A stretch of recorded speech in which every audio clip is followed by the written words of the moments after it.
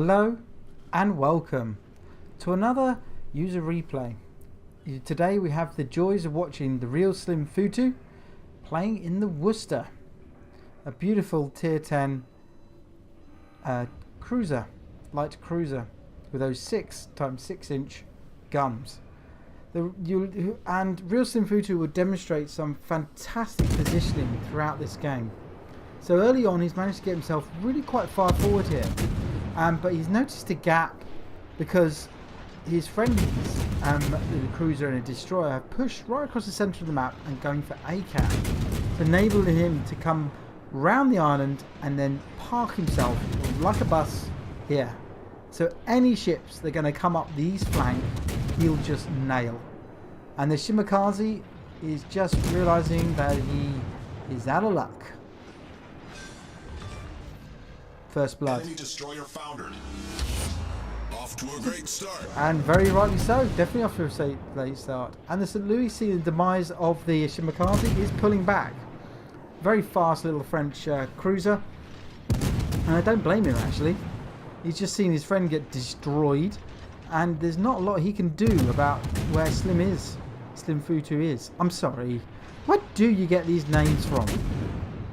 I have difficulty coming up with names, and I have to be very boring and then use my real name. So yeah. Anyway, I'm going to call you Tony from now on because that's what you said in your email to me. So Tony is still raining ridiculous amounts of fire down, and who's up next? Oh, it's the USS, and he's burning and burning and burning some more. He's posturing just to change the angle to make himself a smaller target. Surely these guns will do a lot of damage if they connect, but if you bow on, you also present a smaller target. And thanks to that pagoda, that swallows up every single shell fired and still is standing. Yay for game physics. So I don't know why that Salem and Des Moines are pushing up. They've seen the Shimakaze die. They've seen the Alsace die. They've seen their St. Louis run for the hills. Yet they're still pushing forward, I think, and there's not a lot they can do. If they go forwards, I don't know why that didn't hit. Yay for games physics. Now the pagoda is actually protecting the Salem, but not to worry. There's a Des Moines just behind. Yep, radar up, and the Des Moines is dead. And the Salem is slowly pushing back. And the St. Louis is doing a couple of passing salvos before he gets out of dodge. And nobody has been able to shift Tony here from this position. Come on, Salem. Oh, you pushed back a little too far, buddy. Still high explosive. Oh, come on. He's still getting hit. What can he do though? He can't really go forward. He can't really go backwards. Ah, very unlucky there. Only 4,000 points of damage in that salvo. Beautiful broadside. Ouch. They've definitely got themselves out of position. Unlike Tony, who's in a great position. That Salem is starting to cap, but with that much fire coming in from Zhao, DD, Prince Eugen, and not only Tony, it's never going to cap it. He's never going to cap it. And dude, didn't you realise your friend in the Des Moines was probably pretty much exactly there? Did you? Just turning your ship now, Tony, get the rear guns firing. Come on, you got to deserve a bit of luck. There you have it. Nice citadel. Great shot, my friend. Do you get the kill? No. So you could argue that's two kill steals.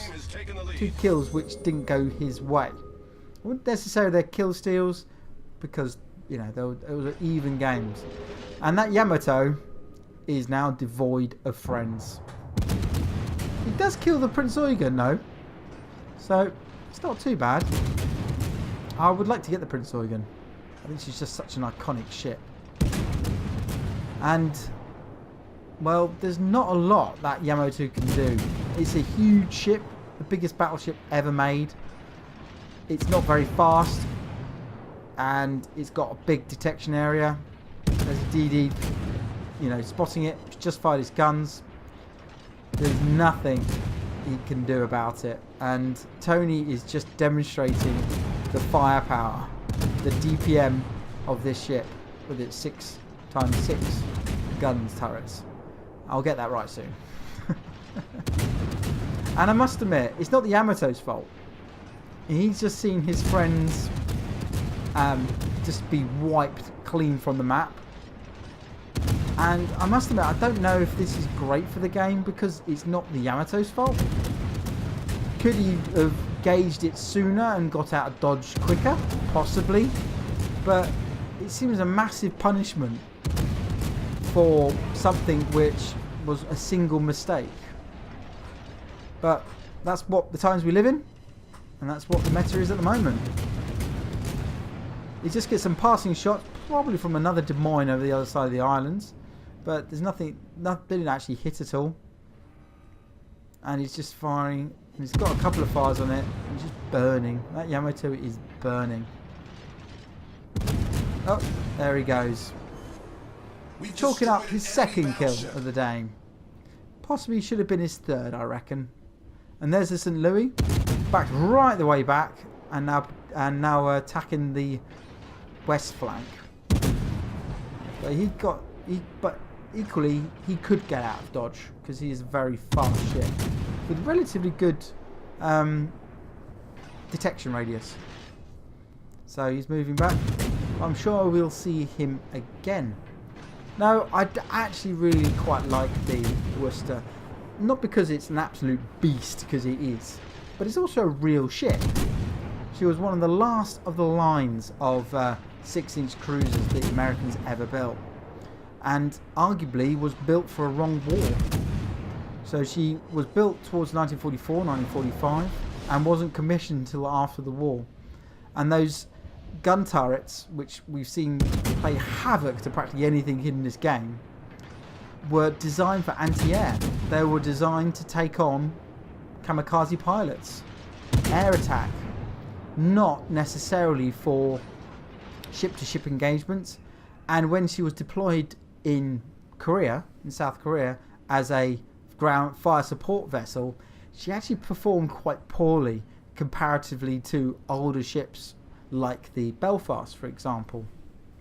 She was also very big for her size. She's actually quite a big vessel, and she was made pretty much redundant by the Juneau class, which was an uprated Atlanta, which had a similar gun caliber, similar style of guns, and was half the size.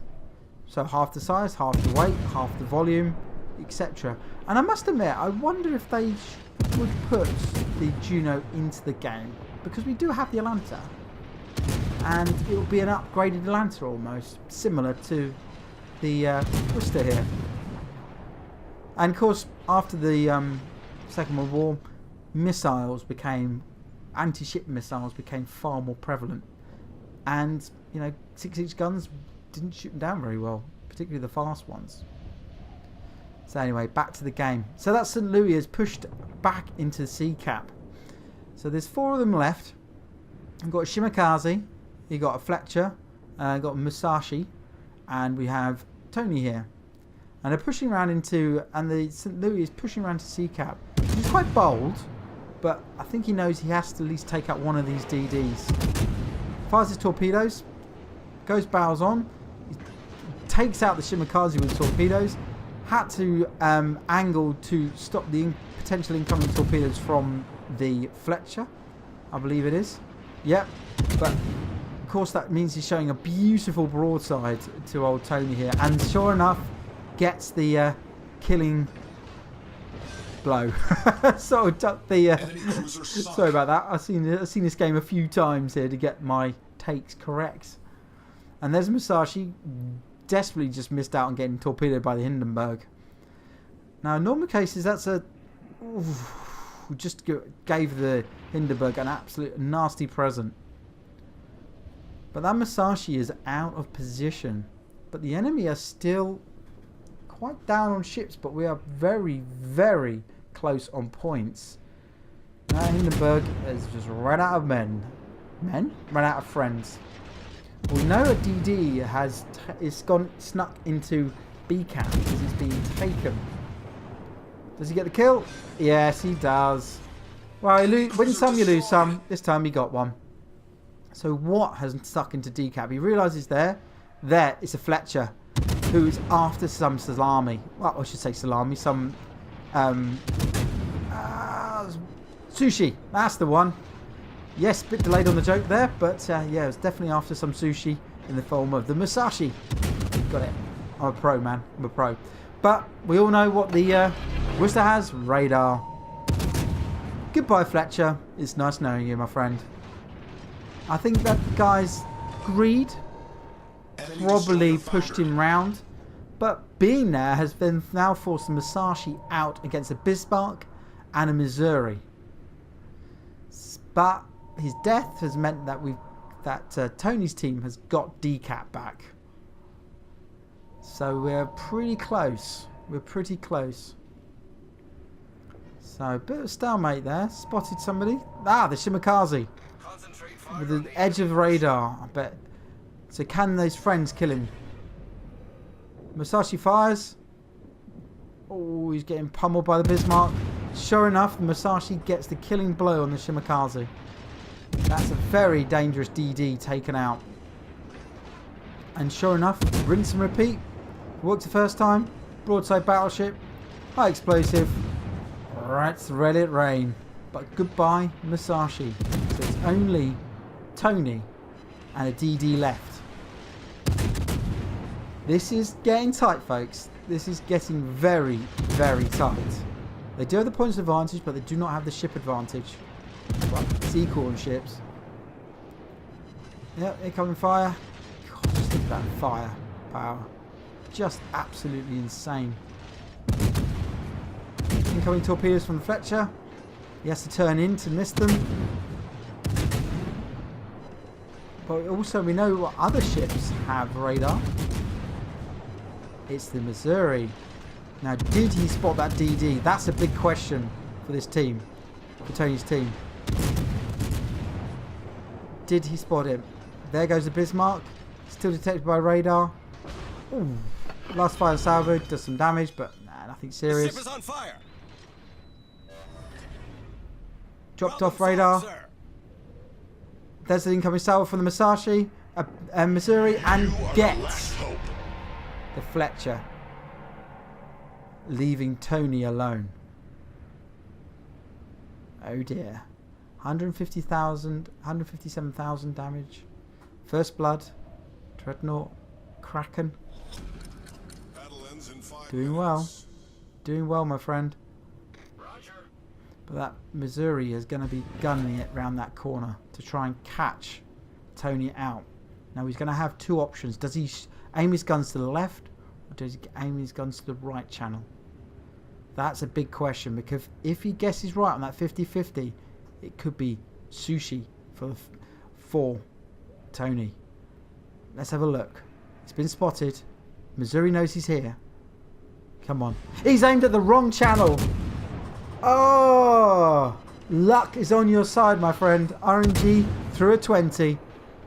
And can he get his turrets round in time? Because he's going to be slamming on those brakes to try and shoot Tony here. He's desperately trying to use the island to cover. And yes, sure enough, some of the island does actually take some of the shots fired at him. But he does pull a Notzer. But because that Missouri has slammed on the brakes, he's going to come round that corner far slower than if he was gunning it 2 minutes ago. So Tony has to get away. That's his only option now. And he can kite that Missouri all the way home. Come on, my friend. You can do this. You can do this. He's off from the island. And sure enough, he gets away. Missouri has pulled into D, unsurprisingly, and starting to cap it. But all the cards are now in Tony's hands. But, you know, he's done 170,000 damage. That's a full life Missouri. I wonder if he's tempted. I mean, he has to reset that cap, surely. Of course he's going to win even if he doesn't, but that's a juicy target. He's been tempted. Come on. Game on. Yep. And he misses with the first salvo. Oh, God almighty, my friend. Second salvo out. Does the Missouri cap it? With a second to spare? No, he doesn't. Reset the cap. Oh, you're a cruel master, my friend. Cruel man. And that fire brings up his high caliber. And in the end, he gets 192,000 damage. First blood, Kraken, high caliber, Dreadnought, and a whole plethora of medals with 385 hits. Thank you very much for sending that in. I've enjoyed making it. I'll see you all on the next one. Goodbye.